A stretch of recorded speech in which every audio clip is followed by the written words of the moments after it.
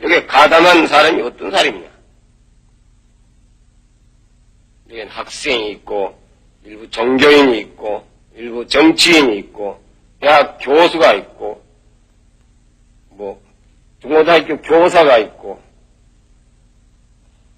학교 다닐 때 날마다 데모마다 폐교 맞아가지고 직업도 없는 그런 무직자도 있고, 과거에 공산주의 하다가 형무소에 들어가서 지역까지 살고 나온 전직, 전과 공산주의자들도 있다. 복잡한 사람들이 여기 모두 가담이 되어 있다.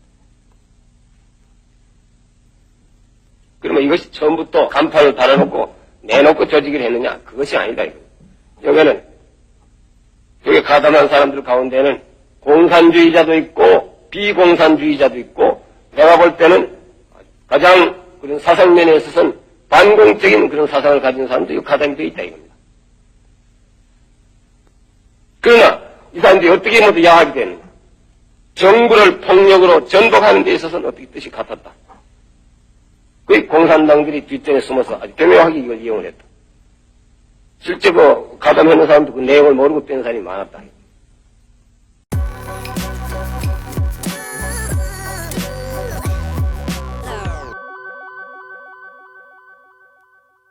네, 시청자 여러분 안녕하십니까? 박선경 작가 만났습니다. 안녕하세요. 네, 안녕하세요. 네, 최근에 펴내신 소설 제목이 뭐죠? 네, 86학번 승현이입니다. 첫 소설 제목. 네, 맞습니다. 네. 네, 네. 문학 소녀셨습니까? 아, 그랬죠. 고등학교 때 그 고등학교 선생님이 너는 소설 써라 그 말에 꽂혀가지고 그때부터 소설을 쓰기 시작했죠. 습작을 많이 했죠.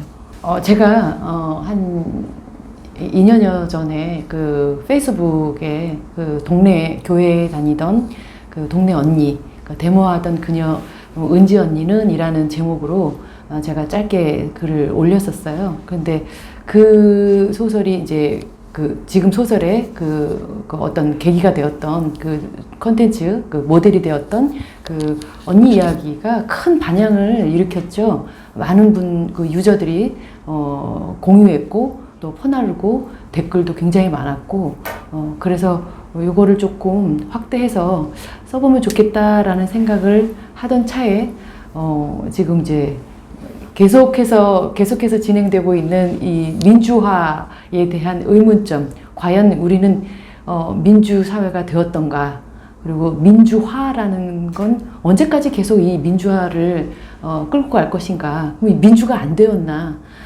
그런 이제 생각에서 좀 이제 새로 좀 시대를 좀 바꿔야 되지 않나, 진부하지 않나, 민주 얘기 좀 그만해야 되지 않나 이런 생각에서 좀 경종을 울릴 겸 해서 쓰게 되었습니다.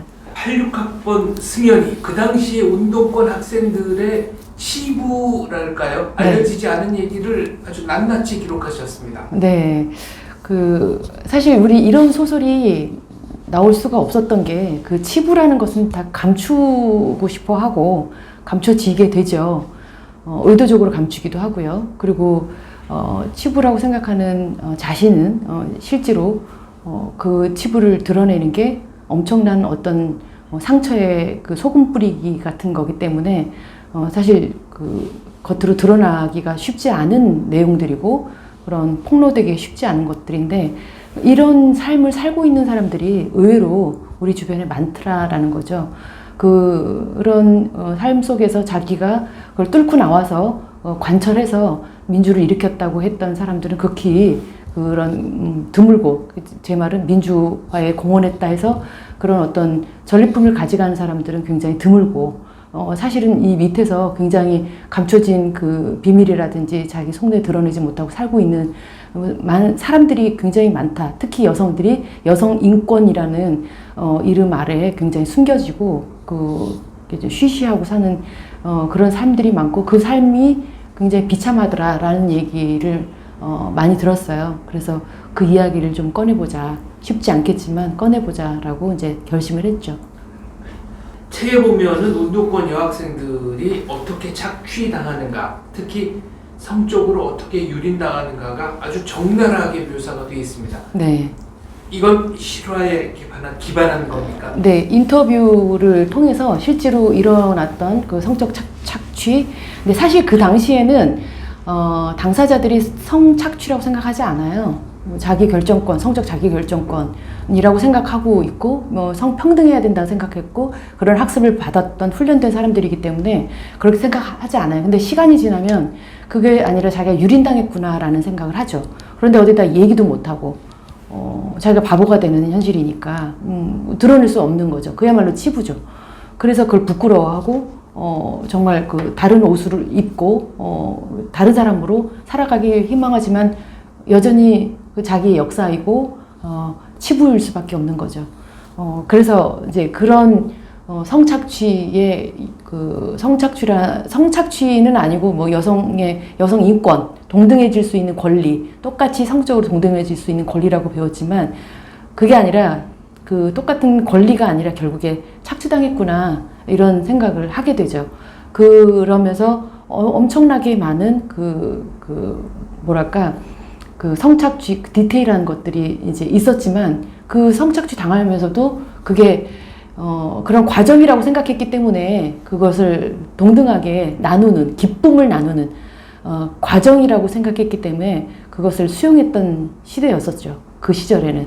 근데 지금 생각하면 그게 아니었다. 난 유린당했다라고 생각하는 여성분들이 운동권에 꽤 있다고 들었습니다. 실제로 그런 여성들 인터뷰를 했고요. 소설 속의 그 주인공은 그러니까 실제로 있었다는 이야기를 전에 제가 듣고 주변 인물들도 찾고 존재는 하지만 그 학교에서 예를 들어서 소설 속에 있는 그 주인공이 그대로 그랬다. 그러니까 저희 학교에서 일어났던 일이었다. 그거는 아니죠. 예. 사실을 기반으로 해서 제가 이제 옷을 입힌 거죠. 소설 속에는 한신대가 아주 그냥 드러내놓고 나옵니다. 네네. 한신대를 다니신 건 맞습니까? 네, 저는 한신대 철학과 나왔고요. 굉장히 치열하게 운동을 했던 학과이기도 하죠. 예, 그 학생의 그 주인공들, 등장인물들이 또 저희 과에도 있었고, 몇 명은 있었고, 그런 운동권이라고 해서 운동했던 학생들의 모습을 제가 생생하게 본 건 맞습니다. 한신대는 수유리에 있었고, 네. 1학년부터 모든 학생들이 기숙사 생활을 하는 걸로 유명했는데, 네. 이게 80년대 중반, 네, 맞아요. 바로 86년인가요? 네네. 오산에 네네. 분교 네네. 제2캠퍼스? 제2캠퍼스라고 네. 그래요. 예, 분교는 아니고요. 네, 제2캠퍼스. 학교가 옮겨가가지고 일부 대학원만 남기고 나머지 이제 옮겨갔는데 거기서 이제 저희도 이제 수유리에서 지원을 했었고 많은 학생들이 수유리라고 생각하고 갔었는데 이제 수업을 거기서 하게 된 거죠. 실제로 이제 수업할 때 보니까 그렇게 된 거죠. 그래서 그 이야기가 짧게 나오죠. 소설 속에 나오는 아직 그 수유리에서 할지 오산에서 수업할지는 정해지지 않았다라고 전달을 받은 입시 담당자의 그 얘기도 싫어합니까? 싫어하죠. 그래서 학교 들어가서 이제 과 학생들을 만났을 때 너도 그 소리 했니? 나도 그래서 여기 왔다. 알고 보니까 여기더라. 이런 얘기를 많이 했죠. 그래서 굉장히 웃었던 속았다. 그렇게 그래서 우리가 그러지. 야 여기 가면 지원 안 할까봐 다 그 미정이라고 했구나. 이런 얘기를 우리 지금 동창끼리 많이 얘기하고 했죠. 이 책에 보면은 80년대의 배경이 아주 생생하게 그려져 있는데 예를 들면은 종로 서적 뒤에 있던 500냥 하우스. 네. 지금은 종로 서적도 500냥 하우스도 다 없어졌습니다. 그럼 맞습니다. 네. 저는 이제 우리가 놀만한 쉽게 말해서 이제 대학생들이 서울에 이제 있던 대학생들이 놀만한 데가 별로 없었어요. 신촌 그리고 종로가 굉장히 메인이었고요. 그리고 이제 그때쯤 강남이 개발돼서 갔지만 신촌에 살던 저 같은 경우 이제 서교동에 살았는데 거기까지 원정 가서 놀 만큼 그렇게 그 거리가 좀 있었기 때문에 주로 종로가 좀 핫했고요. 대학생의 거리라고 했고 종로 서적 유명하죠. 파고다 그쪽 학원도 많았고 영어 학원이라든지 많았고 어학원들도 많았고 그래서 거기가 그래서 제가 거기를 묘사를 했습니다. 500냥 하우스는 제 단골이었고요. 사실은 메뉴가 700원짜리도 있었고 맞아요. 1000원짜리도 있고 네, 그랬습니다. 떡볶이 오뎅으로 500원이었고 네. 잔치국수도 500원이었습니다. 전부 다 500냥은 아니었습니다. 네, 맞습니다. 네. 그래봐야 비싼 음식 1000원이었지만 그렇죠. 예. 소설에 보면은 왜 한신대에 진학하게 됐는지 네. 설명하는 대목이 있습니다. 이건 은영이 얘기가 아니고 다른 학생 얘기였죠. 네, 그 다른 얘기였는데 사실은 실제로 저도 그런 계기였었어요. 학교, 그러니까 저희 이제 그 친정 아버님 돌아가셨지만 아버지하고 아버님하고 어머니가 이제 저희 이제 집이 제가 태생이 이제 전라도 장성에서 태어나서 전 2살 때 서울로 왔긴 했지만 이제 호남 분이세요. 그러니까 그래서 굉장히 김대중 전 대통령을 추앙에 맞이하는 그런 분위기였는데 그때도 이제 제가 학교에 대해서 학교 진학할 때 한신대를 아버지가 권하셨어요. 거기가 단지 이유는 김대중 선생이 연설하셨던 곳이고 문익환 목사도 계시고 그러니까 80년 4월에 그 민주 집회였던가 그랬죠. 예, 있었습니다. 거기 뭐 구름같이 한 10,000명 정도 뭐 언론에는 10,000명 정도가 왔었다고 하는데 아마 그걸 생생하게 기억하시고 한신대에 대한 기억이 좋았던 모양이에요. 그래서 한신대에 가는 거는 적극적으로 추천하셨어요. 그래서 저도 한신대를 갖게 됐죠. 네. 그런데 아버님이 네. 이승만, 박정희 두 분 대통령도 존경한다는 말씀을 네네. 하셨다면서요? 네네. 그 두 분에 대해서는 어떻게 보면은 호남 분이셨지만 굉장히 존경하시고 존경하고 네. 요새 말로 넘사벽 리더라고 생각하시고 그분들의 그 공적에 대해서 인정하시죠. 어떤 자유대한민국으로 우리가 나라가 서기 시작한 건 이승만 덕분이고 경제에 관해서는 뭐 당연히 박정희 대통령의 공을 잊을 수가 없다라고 해서 굉장히 존경하셨던 부분이 있었어요. 그런데 네. 김대중 대통령을 지지하는 것과는 또 근데 뭐 그러니까 그게 있어 보입니다. 이게 저는 제 생각에는 김대중 호남 분들의 정서가 김대중 선생님을 추앙하고 김대중 그 당시 내가 선생이라고 했는데 김대중 전 대통령을 추앙하고 믿고 그분을 따르는 전체적으로 그런 지금하고 똑같은 그런 분위기였기 때문에 아마 그 심리적인 이념적으로 갈등을 하지 않았을까 그런 생각을 해요. 그렇잖아요. 존경을 하지만 그래도 어쨌든 김대중 전 대통령을 더 따라야 된다는 어떤 지역적인 기반 때문에 그런 또 심리에서 갈등이 분명히 있었지만 그래도 이제 김대중 전 대통령의 뭐 쉽게 말하면 손을 들어주시는 거죠. 네, 호남 분이시기 때문에. 이 책에는 당시 운동권 학생들이 주장하던 것과 네. 본인들의 실제 사생활이라고 할까요? 네. 그 사이의 차이점에 대해서 아주 적나라하게 쓰셨어요. 네. 예를 들면 그러니까 겉으로는 민주화를 부르짖지만 네. 실제 생활은 전혀 민주적이지 않고. 그렇죠. 네.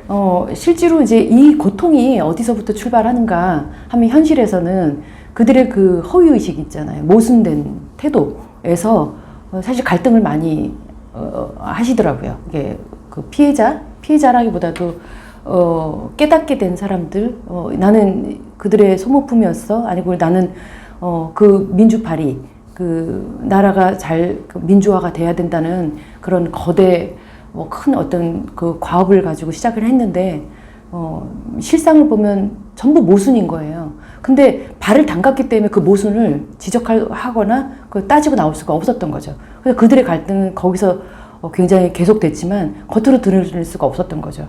왜? 한패였으니까. 지금은 드러내십니까? 그분들이? 드러낸 사람들의 드러낸 사람들의 뭐라 그럴까요?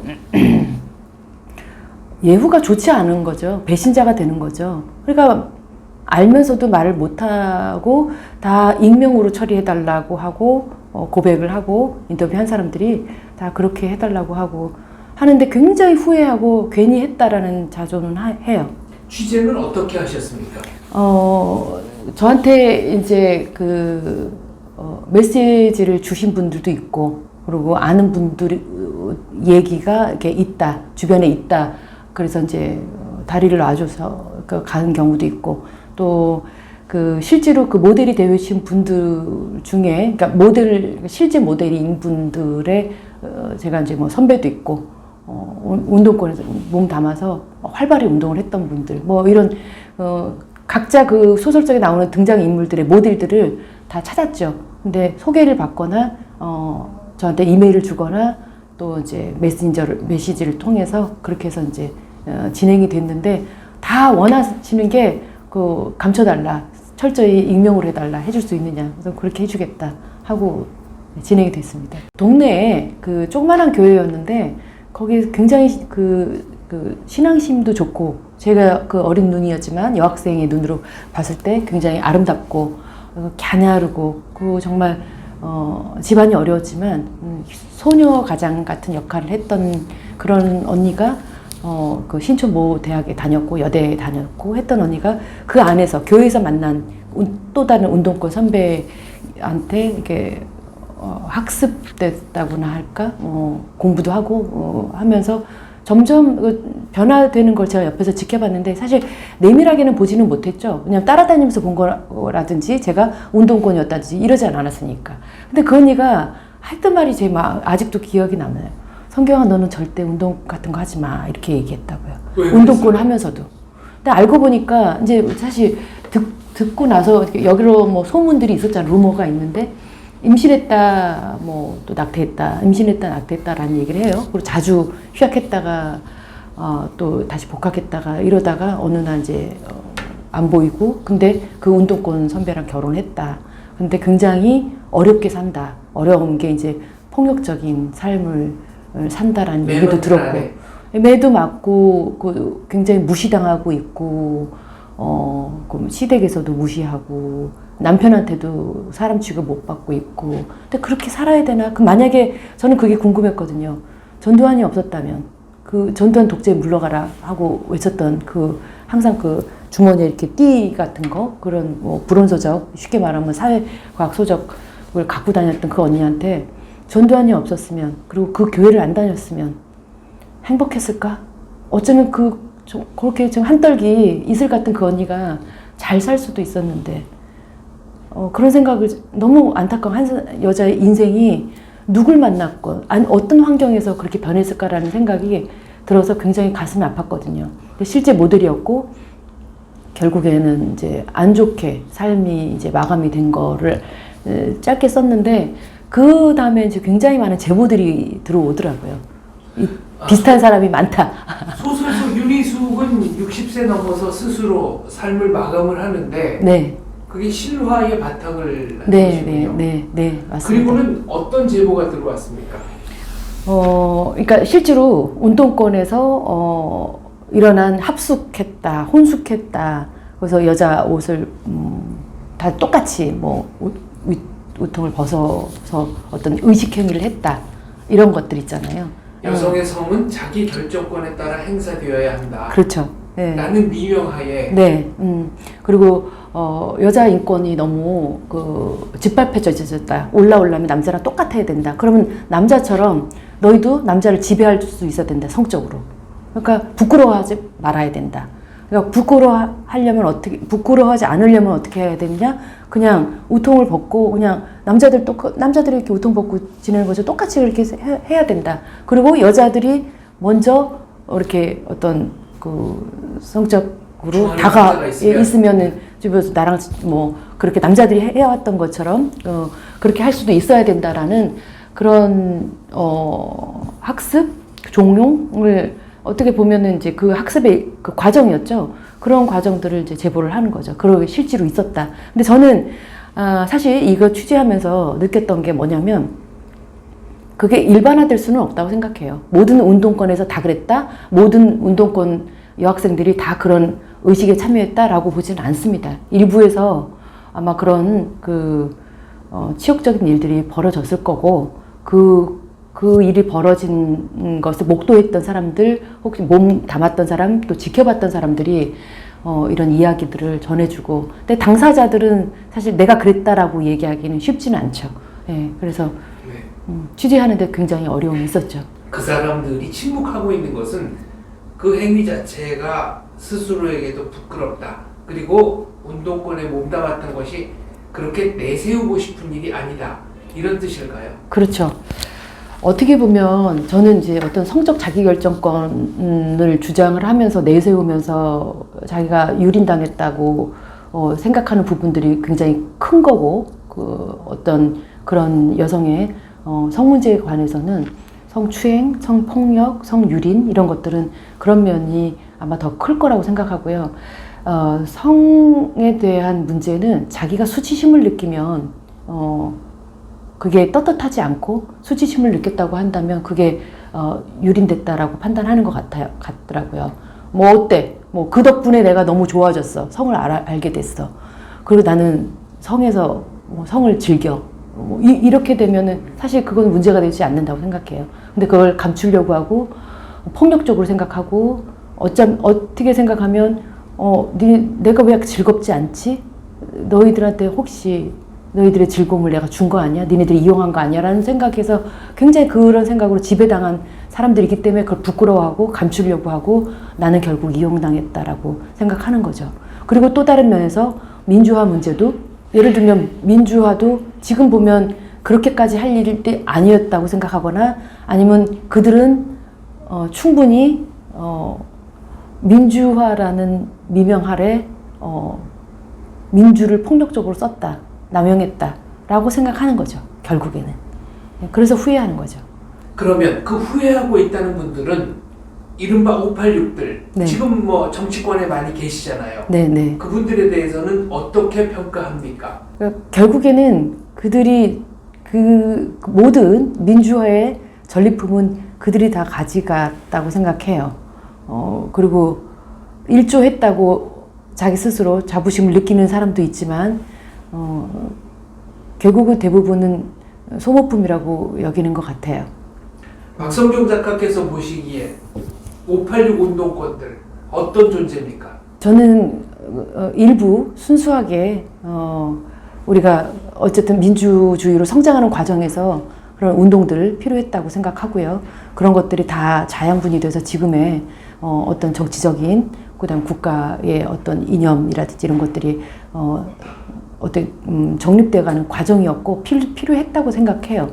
그렇지만 그게 정당화될 수는 없다고 생각하고요. 그들이 지금 저는 그렇게 생각하거든요. 그들이 말하는 그 민주 그리고 그들이 말하는 그런 진보 그들이 말하는 공평, 정의 이런 것들이 자기들이 실천하고 있는지 그대로 상대방 진영이나 상대한테 우리 상대편에 그대로 똑같이 적용하고 있는지 저는 그렇지 않다고 봐요. 그러면 그건 모순이고 그거는 한마디로 정말 그 제대로 된 그 어떤 이념을 오도하고 호도하고 그걸 사용하고 남용해서 자기네들 출세에 이용했다고 나는 그렇게 생각하거든요. 그러니까 그런 586들 그런 부패된 586은 사라져야 된다. 사실은 그 민주화는 그렇지 않은 지금 소모품으로 썩어 그냥 버려졌던 사람들이 피와 땀이었다. 저는 그렇게 봅니다. 대의를 내세웠지만 사실 노린 것은 출세였다 이렇게 생각하시는 겁니까? 결국엔 그 책 속에서도 동뜰 자격이라는 거 있잖아요. 네. 동뜰 자격이라는 건 그 당시에도 사실 그런 어떤 자기네 그 동뜰 자격과 인자가 왜 구분이 돼야 되죠? 동뜰 자격이라는 거는 누가 이제 경찰에 잡혀갈 그렇죠. 것이냐. 그러니까 자랑스럽게 잡혀가야 별을 달아야 네. 그 다음에 이제 큰 자리를 하나 얻을 수 있는 거 그게 뭐겠어요? 큰 자리라는 거 결국에는 권력인 거죠. 그 권력에 지금에 있는 사람들이 정치권에 있는 사람들이 다 그런 과정을 다 겪지 않았을까요? 그런데 그렇지 않은 수많은 민초들은 그야말로 민주가 되었던 민주를 위해서 희생했던 사람들은 지금 무엇을 얻고 있죠? 자랑스럽게 생각하던가요? 그럼 자기도 성적 자기결정권에 대해서도 떳떳하게 생각하고 나도 그렇게 했었다. 그러나 그게 어때서 이렇게 해야 되는데 다 쉬쉬하잖아요. 그렇다면 그런 정도의 이기적인 행태 당시 운동권 지금 586 차이가 있습니까? 아니면 그대로입니까? 그들이 성장해서 그들이 바위에 달걀로 바위치기 아니냐라고 했을 때 그래도 달걀 흔적이라도 남잖아요. 그렇게 하지 않으면 안 되잖아고 했던 그들이 지금 뭐라 그러냐면 그 권력을 누리고 있잖아요. 그리고 못 올라오게 하잖아요. 정말 진정한 그 민주사다리를 쓰고 있나요? 아니죠. 차버리고 있죠.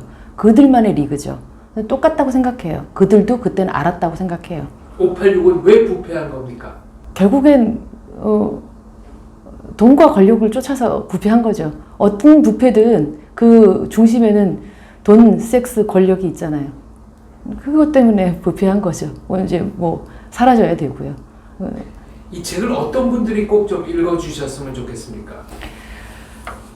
저는 사실 그 요즘 2030 세대들이 너무 80년대 그리고 586에 대해서는 지긋지긋해.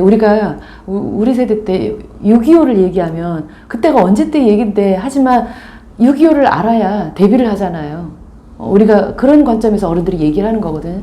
아주 끔찍했던 과거, 왜 전쟁 이야기를 하는지, 지금 지켜야 될 그 자유, 지키고 있는 자유, 누리고 있는 자유가 더 소중하다면 전쟁의 아픔도 어느 정도는 알아야 된다 해서 자꾸 상기시켜 주는 거거든요. 마찬가지로 우리 시대의 아픔을 이런 게 있었다. 그래서 너희들이 잘 살고 있다. 하지만 그들의 민낯, 그들의 그 허위의식, 모순 이런 것도 다 같이 알아야 된다고 저는 생각해요.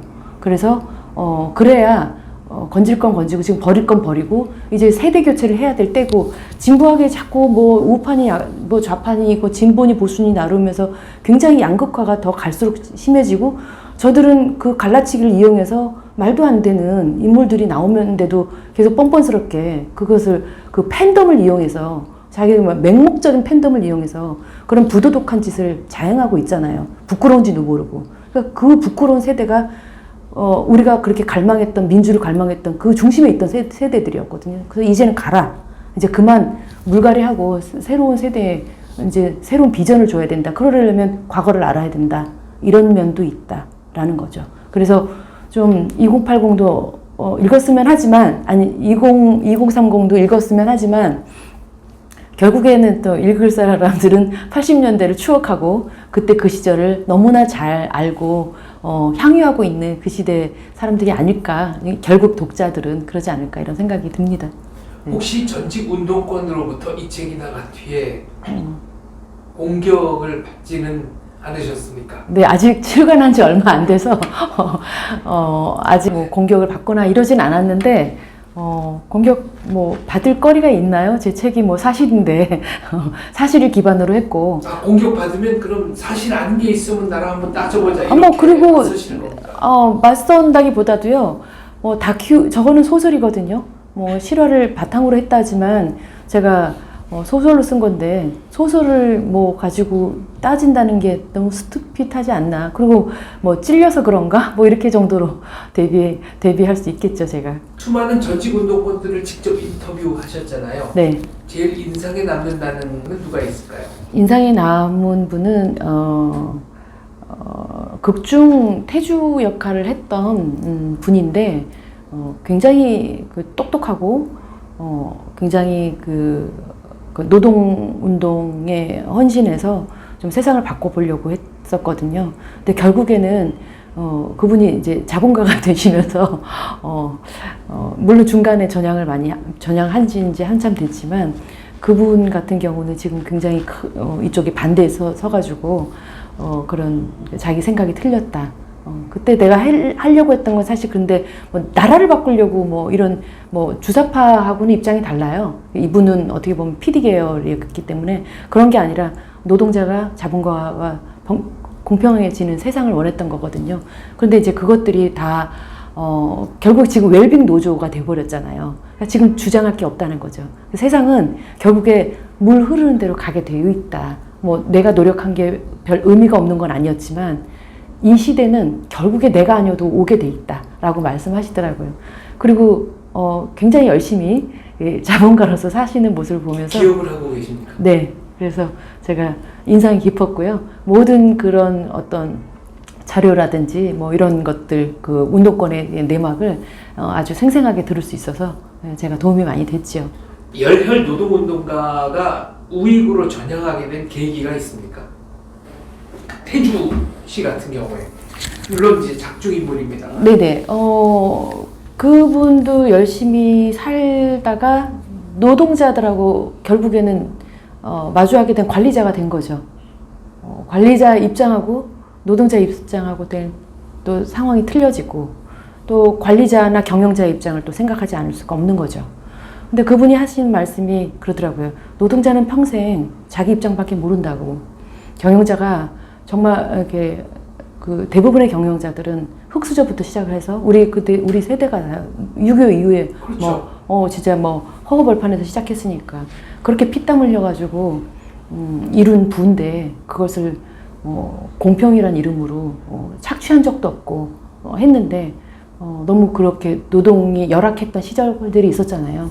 그때 그런 생각에 매몰돼서 그렇게 했었던 것들. 그러나 그것도 결국에는 시간이 흐르면 자꾸 물론 운동을 했으니까 좋아졌다는 면도 있죠.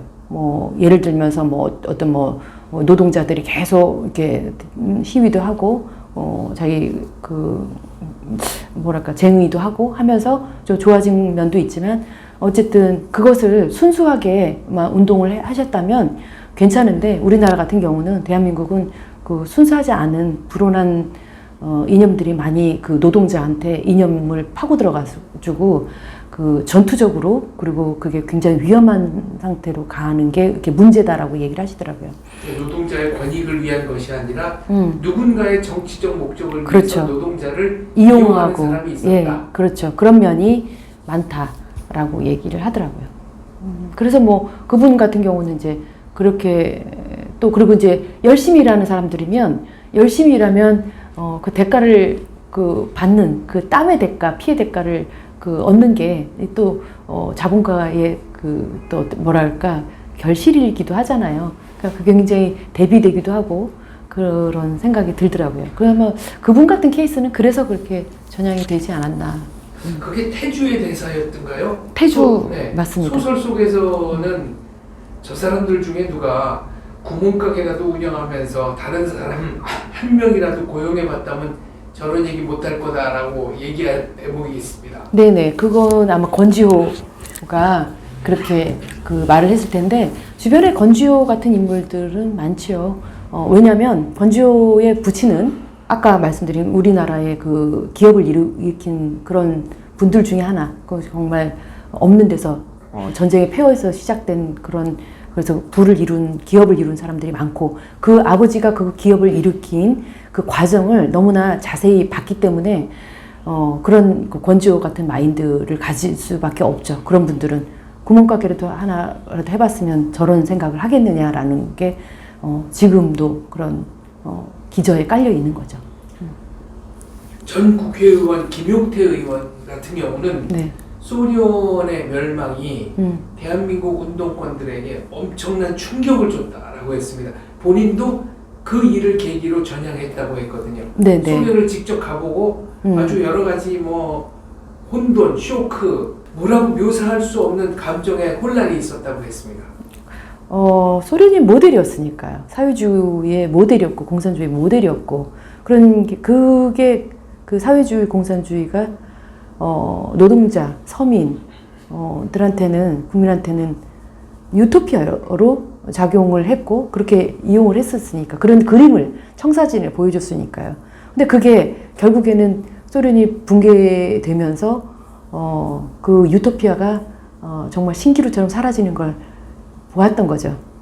그게 가장 두드러진 명분이라고 저는 생각해요. 여러 가지 정치적인 어떤 분쟁이라든지 서로의 어떤 정치적 게임이 있을 수도 있었지만 그런 정치적인 게임에 대해서 국민이나 일반인들이 알기는 어렵고요. 그래서 어떤 체제 자체가 견디지 못하고 경제적으로 무너졌다. 이거가 그 분배, 공평한 것들이 보여주는 공산하는 그런 공산의 그런 분배 이루어지는 그 과정이 그게 결코 유토피아가 되지 않구나라는 걸 깨닫게 된 거죠. 직접 인터뷰한 분 중에도 그런 네. 얘기하는 분들이 많으셨습니까? 소련 멸망 때 충격받았다. 네, 그렇게 많이들 명분상은 그렇게 말씀을 많이 하세요. 전향하게 된 계기 중에 어떤 거냐면 또 다른 분들은 우리가 운동을 하거나 민주화 운동을 한 건 김일성을 따르기 위한 게 아니다. 근데 이제 점점 운동권에 주사파들이 굉장히 힘을 쓰게 되고 그런 주사파 라인들이 많이 들어오게 되죠. 이념적으로. 그래서 거기서 이제 그러니까 이거 쉽게 말하면 이거예요. 저희 이제 친정 어머니를 비유하면 예를 들어서 이쪽 진보 계열 뭐 정당 이쪽 좌파 쪽의 정당을 지지하면서도 절대로 김일성만은 추앙하지 않는다. 김정일은 안 돼. 그거 같은 거죠. 그런 맥락에서 보면 그 운동권에도 그런 게 있는 거죠. 주사파들이 힘을 쓰기 시작하니까 이제 그건 아니야라고 해서 운동권에서 나온 사람들도 있고 뭐 명분상으로는 소련이 붕괴돼서 이제 더 이상의 유토피아는 존재하지 않아. 이대로 자본주의가 완벽하진 않아도 이대로 가는 게 맞아라고 해서 전향한 사람들. 여러 가지 이유가 있겠죠. 그렇지만 네, 그렇게 표면상으로는 그렇게 말씀하십니다. 주사파들이 지금이라도 애국할 수 있는 기회가 있다면 어떤 게 있을까요? 자기를 부인해야 되는데 자기를 부인하기 쉽지 않죠. 그게 어떻게 보면은 자기가 지금까지 주장했고 그렇게 설파했었는데 그러면은 인정하는 거야? 네가 틀렸다는 거? 근데 틀렸다는 걸 인정하는 거가 쉽지 않죠. 죽음이랑 마찬가지인데요. 그래서 인정하지 않을 겁니다. 그래서 뭐냐면 우리가 몰아내는 수밖에 없어요. 스스로 물러나진 않을 거예요. 어떻게 몰아내야 됩니까? 이런 책들이 많이 좀 팔려서 네. 많이 네. 읽고, 예, 실체를 알고, 역겨움을 알고, 뭐 일부, 극히 저는 일부의 운동을 했던 분들까지도 제가 이렇게 폄하하거나 그렇게 같은 취급을 받고 이렇게 하고 싶지는 않아요. 분명히 순수하게 하신 분들이 굉장히 많을 거예요. 그러나 이런 정치권에서 이렇게 아직도 이렇게 586이라고 뭐 그 시대 민주화를 이룬 가장 큰 무슨 용사들처럼 그렇게 행세를 하는 사람들은 이제는 더 이상 이 여기서는 없어져야 돼. 왜냐하면 그 사람들이 지금 이 정말 시대를 망가뜨리고 있고 아직도 끌고 와서 80년대가 언제적인데 아직까지도 그걸 끌고 와서 주입시키려고 하고 국민들을 혹세무민한다고 저는 생각하거든요. 그래서 그거는 이제 계몽하는 수밖에 없어요. 이승만 대통령처럼 계몽으로 가야 되는데 계몽하는 거 가장 큰 게 먼저 문화 점령인데 그 중에 이제 읽어야죠. 읽고 책을 통해서 읽고 듣고 보고 이제 깨닫게 되는 과정까지 가는 거죠. 주사파를 상징하는 단어가 역겨움이군요. 네, 저는 그렇게 생각합니다. 주사파의 수뇌부를 네. 만난다면 눈앞에 그 사람들이 있다면 무슨 얘기 해주고 싶으십니까? 마이무 나이가 이제 고마해라. 많이 차지하고 그동안 많이 누렸고 이제 그만하고 이제 새 시대에 물갈이를 해야 되니까 이제 사라져 주라 이렇게 말하고 싶네요. 네. 운동권 수뇌부들의 가부장적 폭력, 이념적 폭력에 희생된 수많은 여성들을 만나보셨는데 그분들에게는 뭐라고 말씀하고 싶으십니까? 뭐 여러 가지 방법이 있을 거예요. 근데 저도 이거를 듣고 그런 이야기들, 고백을 듣고 폭로하는 방법을 이 책 속에서 김서희 작가가 저로 이제 제가 이제 김서희 작가로 빙의가 돼가지고 폭로한 것처럼 이야기해도 좋고요.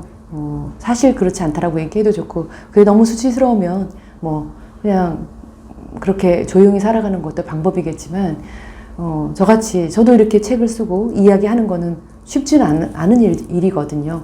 그래서 이런 것들은 다들 조금씩 용기가 필요하다고 생각해요. 십시일반 용기를 내서 이제 그게 정말 지겹고 그것이 정말 모순이었다고 생각하고 이제 내가 정말 속았다고 생각하면 놔두면 안 되죠. 네. 아주 극단적인 경우가 되겠습니다만은 소설 속에서 기순, 네. 기순이는 윤간을 당하고 그 네. 후유증에 시달리다가 결국 젊은 나이에 스스로 생을 마감하는데 이 경우도 사실에서 취재를 하신 겁니까? 뭐 사실 제가 눈으로 확인한 건 아니고요. 제 주변에 뭐 기순이 같이 이렇게 제 주변 가까운 사람 중에는 없었고요. 그 이야기를 제보받고 주변 사람을 얘기를 듣고 이제 그 사람 갔으니까 그러니까 어떻게 윤곽 당했는지 뭐 이거는 제가 입을 통해서 듣지 못했죠. 근데 그 이야기를 통해서 제가 전에 들은 이야기를 통해서 그대로 더도 말고 빼지도 않고 그대로. 어떻게 보면 이 소설 픽션이지만 한편으로는 80년대 풍속과 다큐멘터리 같다는 생각도 합니다. 읽으면서 뜨끔하는 사람들도 여럿 있겠습니다. 네, 이미 독자 중에 읽은 분들이 내가 80년대를 살았지만 이런 일이 있었는지 몰랐다라는 분도 있고 80년대 이후에 있던 조금 젊은 세대들은 이런 건지는 생각도 못했다. 읽는 내내 가슴이 아팠다. 그리고 많은 분이 첫 장을 너무 감사한 게 첫 장을 열면서부터 끝까지 놓지 않고 단숨에 읽었다는 독자들이 대부분 많아요. 그거는 제가 이제 스토리를 좀 탄탄하게 했다 그런 생각에서 좀 많이 기분이 좀 좋고요. 어쨌든 재미있고 다큐를 기반으로 실화를 기반으로 해서 썼지만 이건 허구입니다. 제가 소설을 많이 옷을 입혀서 포장을 한 거기 때문에 너무 막 여기에 또 몰입을 하셔가지고 똑같은 그 주인공을 찾아다녀서 저희 이렇게 뭐 있었나 이렇게 생각하실 필요까지는 없고요. 예, 그러나 이 내용이 그 대체로는 다 사실이기 때문에 사실에 기반을 해서 쓴 거기 때문에 그래서 아마 더 감동이 더 진하게 있고 가슴이 아파오고 먹먹하지 않나 그런 생각을 하게 됩니다.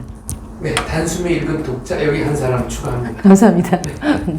네. 이 책이 많은 사람들에게 널리 읽혀서 80년대의 실상이 어떠했는지를 좀 더 많은 사람들이 알게 된다면 우리 사회도 상당 부분 바람직한 쪽으로 진화할 수 있을 것이라고 생각합니다. 네, 네. 맞습니다. 그런 바람에서 썼습니다. 다음 작품도 기대 많이 하고 있겠습니다. 네, 감사합니다. 감사합니다. 고맙습니다.